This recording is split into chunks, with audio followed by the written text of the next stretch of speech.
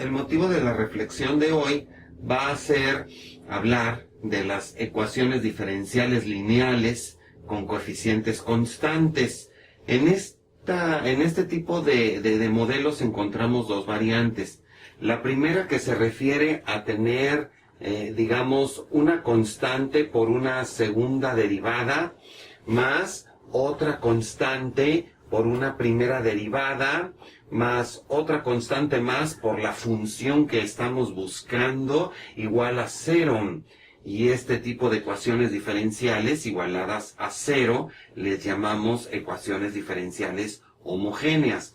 Para que representen una situación real y puedan de alguna forma tener interpretación, pues necesitan este planteamiento y además necesitan ciertas condiciones iniciales o a la frontera que nos ayuden a centrar la solución.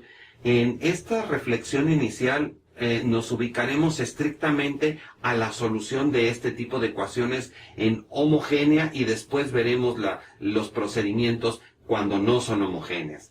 Ahora, en esta ecuación diferencial, que es lineal en el sentido de que ni las derivadas ni la función están sujetas a exponentes o multiplicación entre ellas, desde luego de segundo orden, que es la más alta derivada, y con coeficientes constantes, podríamos encontrar diversidad de problemas que las describen e iniciaremos con una metodología muy abreviada que podríamos profundizar después sus porqués, simplemente para llegar a la solución de manera directa. Y vamos a encontrar entonces que si nosotros tuviésemos, por formular un caso, la segunda derivada más, digamos, 5 medios de la primera derivada, más la función igual a 0.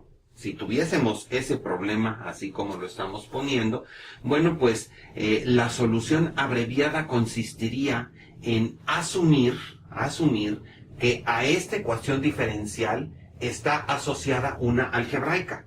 Y esa algebraica es de este tipo. Es r cuadrada, apelando al segundo orden, más 5 medios de r, apelando al primer orden. Y aquí solamente escribiremos el coeficiente, no escribiremos ninguna cantidad, ningún exponente, simplemente pondremos el coeficiente igual a 0 y asociaremos, por lo tanto, a la ecuación diferencial una algebraica. Y resolvemos esa ecuación algebraica como tal. R entonces sería, aplicando la fórmula general que existe para este tipo de ecuaciones, identificando 1 como A, 5 medios como B y 1 como C, bueno, pues es menos B. Ahí tenemos menos B, más menos la raíz cuadrada de B cuadrada, 25 cuartos, menos 4 por 1 por 1, o sea, simplemente menos 4, sobre 2 por A, 2 por 1, 2.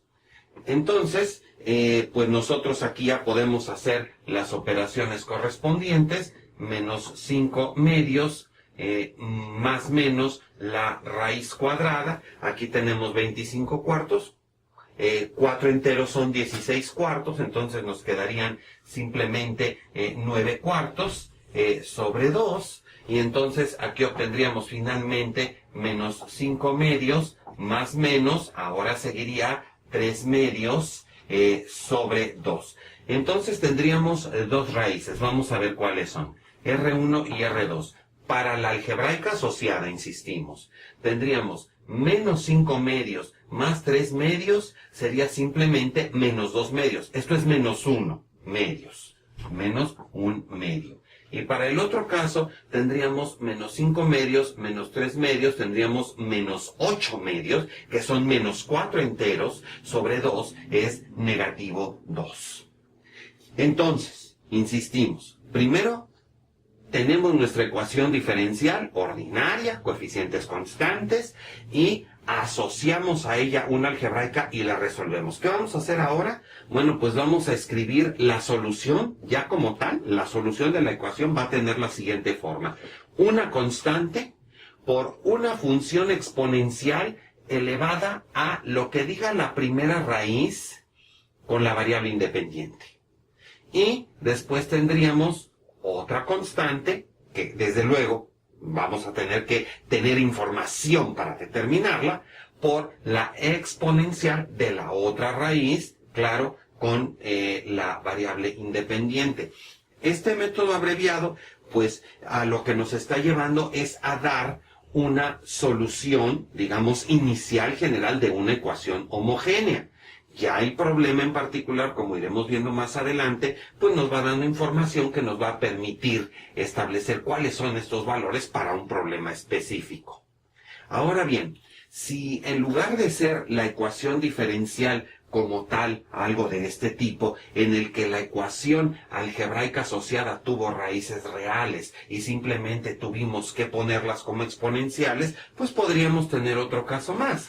Podríamos tener otro caso como el siguiente. Vamos a ver cuál ecuación. Digamos esta. Digamos que tenemos segunda derivada de y con respecto a x, más 6 veces la primera derivada, más 9 veces la función, digamos, igual a 0. Entonces tenemos que resolver esa ecuación diferencial. Si hacemos exactamente lo mismo, que es válido, entonces diríamos vamos a asociar una ecuación algebraica como lo hicimos en el caso anterior.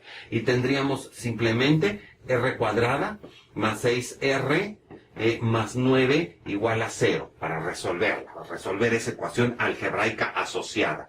Nuevamente insistimos, segunda derivada provoca una r cuadrada, primera derivada provoca la r, y la función sin mayor derivada, sin ninguna derivada, entonces pues simplemente se manifiesta su coeficiente. Si nosotros resolvemos esa ecuación, bueno, pues ante todo nos damos cuenta que de casualidad esto que está aquí es exactamente un binomio al cuadrado, ¿verdad? Tiene este r cuadrada procede de una r, este 9 procede de un 3 y se encuentra el doble producto de los dos. Entonces hay un binomio al cuadrado ahí, un binomio al cuadrado.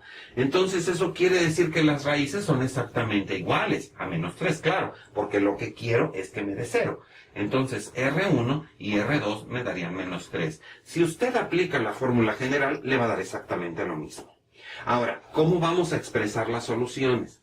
Aquí diríamos y es igual entonces a una constante por la exponencial, decíamos, de menos 3x, y si trabajáramos de manera inercial, tendríamos que decir, es otra constante, pues quedó igual. Entonces aquí tenemos una repetición. Realmente no hemos dicho nada. En este método abreviado solo comentaré y después nos daremos a la tarea de justificarlo, que cuando hay repetición de raíces, esa repetición la vamos a romper multiplicando por x. Si esta ecuación hubiese sido, vamos a pensar, que hubiese sido de tercer orden, tercera derivada, y que nos hubieran quedado todas las raíces iguales, las tres idénticas, bueno, entonces escribiríamos la primera constante con el exponencial, otra y otra más. A esta la dejaríamos tal cual, a esta le hubiéramos puesto una x y a la otra le pondríamos x cuadrada. Entonces, realmente este proceso de repetición lo estamos rompiendo multiplicando por x. Y como dato general que después aprovecharemos, diremos, estas dos funciones como están, e a la menos 3x y x e a la menos 3x, se dice que son linealmente independientes. En el problema anterior, las dos exponenciales que nos salieron, que eran distintas, y como eran distintas no se imponía la necesidad de multiplicar por x, esas ya son dos exponenciales distintas, de suyo ya son linealmente independientes. Si yo no hubiera multiplicado por x y hubiera dejado la expresión tal cual, ahí tengo dos funciones linealmente dependientes que para resolver la ecuación diferencial no me sirven. Entonces, esa x tiene esa función, garantizarnos que ya tengo dos soluciones linealmente independientes. Y adicionalmente, tendríamos que decir algo muy importante, que en una ecuación diferencial ordinaria como esta, de segundo orden, debemos tener dos soluciones linealmente independientes. En los libros encontraremos mucha información que nos dice que solamente existen dos soluciones linealmente independientes para este problema lineal y son estas. Entonces ya no tendríamos que averiguar más. El tercer caso, muy interesante y también muy frecuente, es, por ejemplo, si nosotros tuviésemos una ecuación diferencial, como podría ser, por ejemplo, la segunda derivada de la variable dependiente, más 4 veces la primera derivada y, digamos, por ejemplo, más 13 veces la función. Vamos a ver qué hacemos con esos casos.